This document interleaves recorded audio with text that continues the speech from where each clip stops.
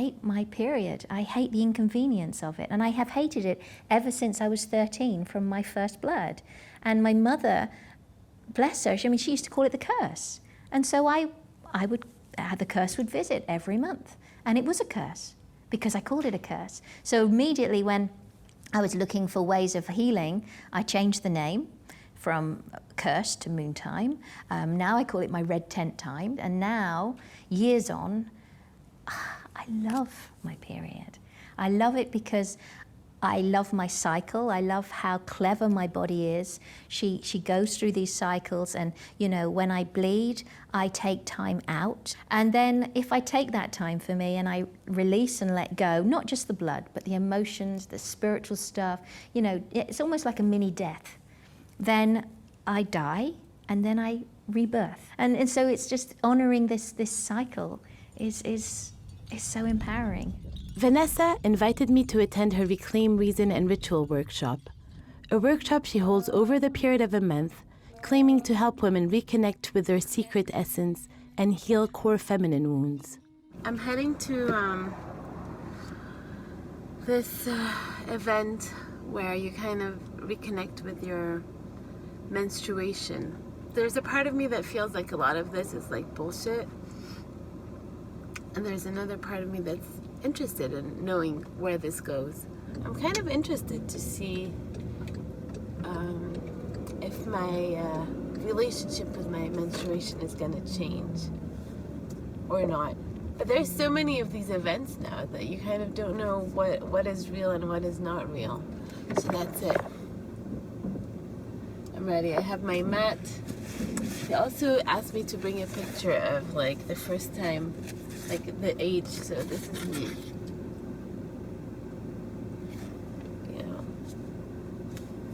And I think that's the day, like when I got my period actually. We were at the desert. So I'm gonna relive that moment. Now let's see. Maybe this will put me more in touch with the person that I am. The person I'm supposed to be. But that's it.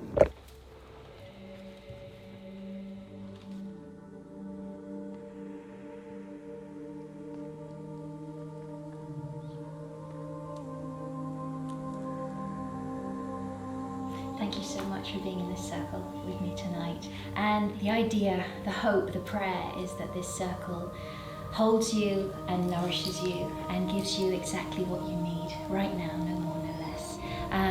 I'm just an invitation for you to dream and to imagine and to remember. The idea of remembering is that sometimes we don't recall our first blood. We don't recall that time, or it was fairly kind of like invisible, nobody took, or maybe it was hugely embarrassing, and you can receive kind of an idea of what you need, what she needs, or what she needed then.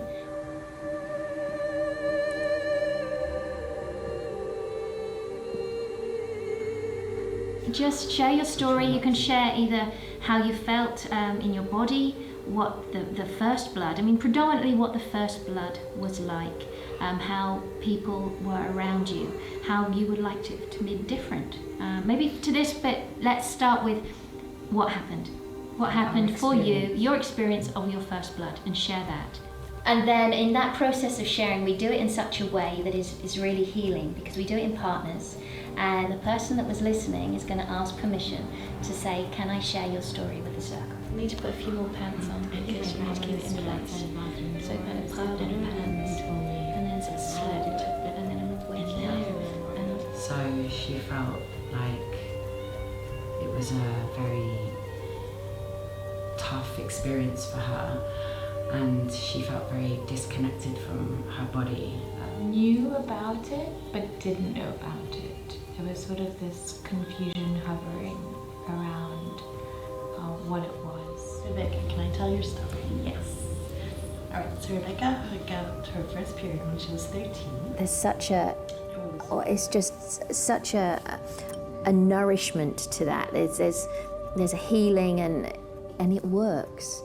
and the women just, you know, we sit and we hold each other, and it's like some women are like, I just wish my mom had told me more, or I wish my mom had been there. And so suddenly we're sitting in circle, and you know, the person hugging you is suddenly your mother that you didn't have holding you at that point. The workshop healed me somehow. My period started coming with no pain, no PMS. But beyond that, hearing the story of my first period being told made me realize that the sacredness of my body was somehow violated on that day. My mother had never spoken to me about periods. It was not celebrated, not mentioned, yet when it happened to me, she shared the news with everyone without my consent, as if my body didn't really matter. And this led me to forget somehow the respect for my body.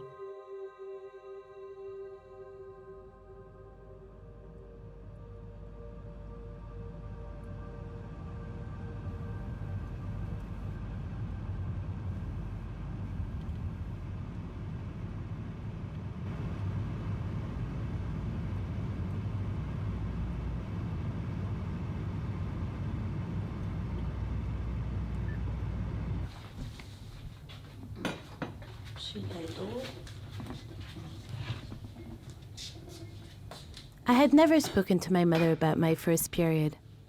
It was time for me to talk to her to understand why she had reacted the way she had. تتذكري الشيء أنت أول مرة طلع لي الغيق؟ أنت طلع لك الرجل أول مرة؟ لا. لا أبداً؟ ما بتتذكري؟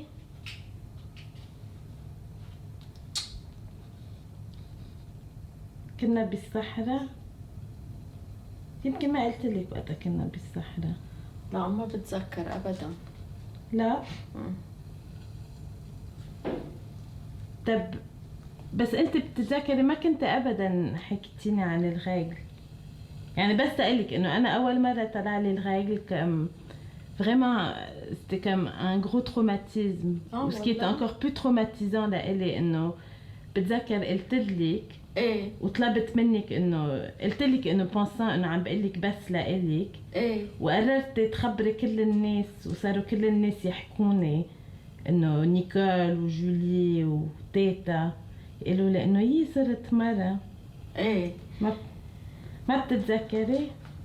لا لا ما بتذكر بس انه بفهم ليش انه سي كيك شوز انه انتر فام كون بارتاج انه ايه بس انه انا انه مش انه شيء انتيم بدي خليه بس الي ما عم تخبريني عن سكري انتيم بس ça rapport avec mon corps non؟ لانه انت بتحكي انه انت بتستوعب الاشياء بشكل وانا بستوعب انه شفتي حتى مع الراجل تبعيتي انا ما كنت عم بعطيها الاهميه. ايه بس سوف يمكن لإلك كان شيء مهم وعم خبرك.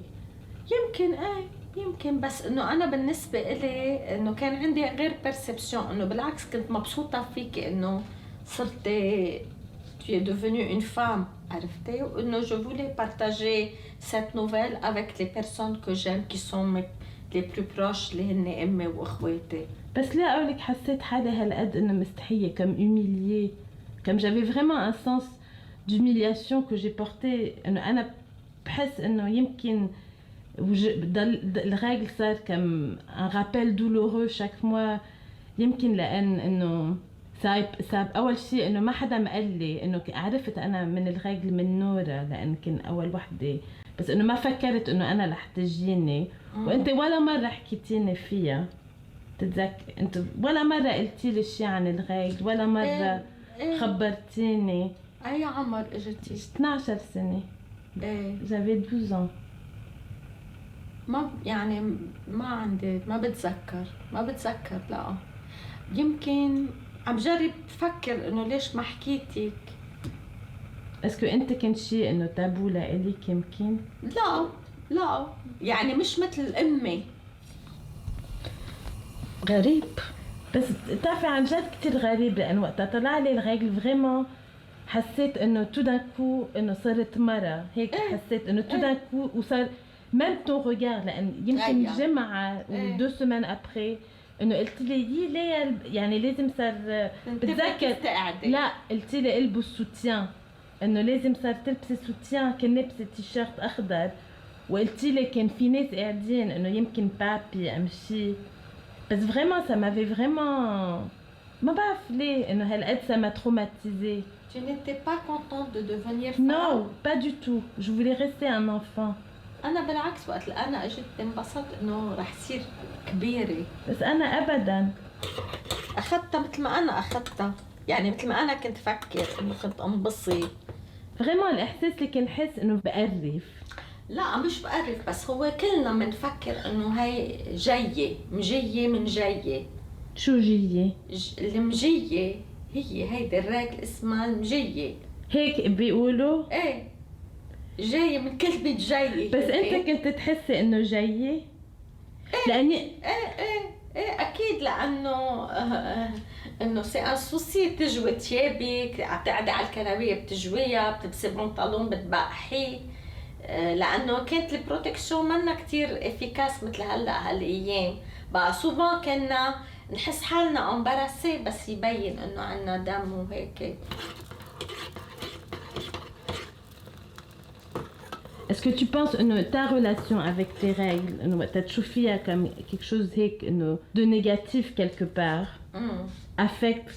a affecté ma relation avec mes règles inconsciemment ما بقول لك انه اكيد لا اكيد لانه مين عندك بوجهك؟ امك. Good morning. Dis bonjour à papa. I became a mother on the 28th of June 2015 to a beautiful little girl called Eva. Bonjour papa. I read once that whatever we don't deal with within our life, we pass on to our children. Eva. It was time for me to deal and dig deeper into this period issue. I decided to travel to Lebanon, the country of my birth, the country where my mother lived the first 21 years of her life. Although my parents had left Lebanon many moons ago because of the civil war, they always made it a point that we spend parts of our summer taking in the beautiful Mediterranean sun and breeze. I was now doing the same with my daughter. لا هذا تليفون غشي هلا بقول لك شو هذا. I asked my dad to get out all the tapes from our youth. HDMI 3. Growing up, my father, an avid photographer, spent hours on end capturing moments of our life on tape.